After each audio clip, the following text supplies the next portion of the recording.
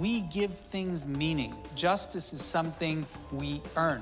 Not the pain that's bad, it's the suffering that's bad. Women were blindfolded, stripped naked, and branded like cattle, all under the guise of empowerment. This was the horrifying reality inside NXIVM, a self-help group that masked psychological torture and sexual slavery behind promises of personal growth. What began as a quest for success unraveled into a nightmare. Let's explore how it all came crashing down. When Keith Raniere and Nancy Salzman founded NXIVM in 1998, it was marketed as a life-changing self-help organization. The leader of an alleged sex cult has been arrested in Mexico. Keith Raniere is expected to face a judge in Texas today. He's charged with federal sex trafficking. They claimed to teach methods that could unlock untapped potential, offering seminars on executive success and personal development. For years, it attracted thousands of people from diverse backgrounds, celebrities, business leaders, and even children of political elites. It seemed legitimate, almost too good to be true, but beneath the veneer of empowerment was something much darker.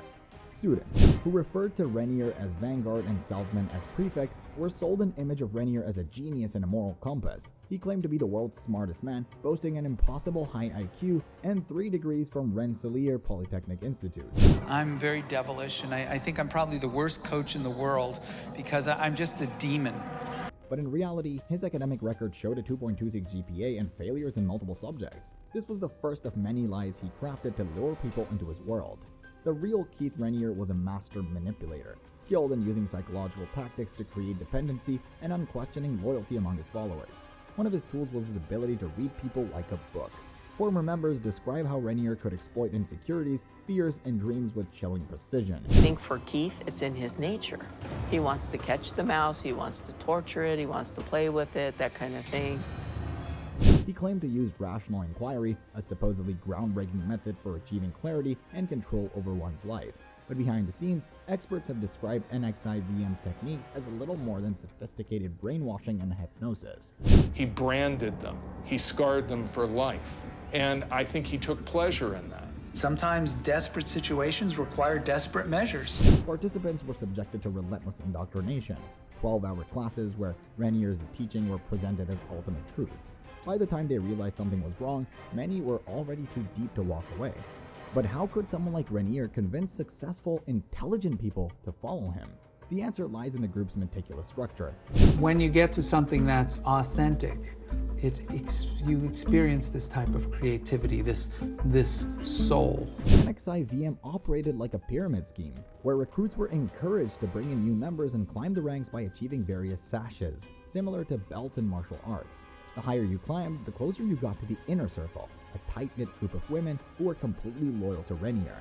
These women were enablers, helping him carry out his darkest plans. The story of NXIVM's downfall began to unravel when brave whistleblowers like Sarah Edmondson came forward. She risked everything to expose the truth, going public with her story in the New York Times in 2017. Her revelations triggered a federal investigation, which ultimately led to Raniere's arrest in Mexico in 2018.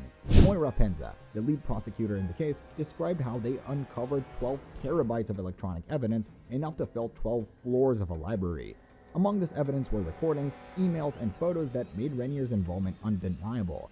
In court, the testimonies of victims were harrowing. One woman, identified as Nicole, recounted how Raniere blindfolded her, tied her to a table, and forced another person to perform oral sex on her while he interrogated her about her sexual history.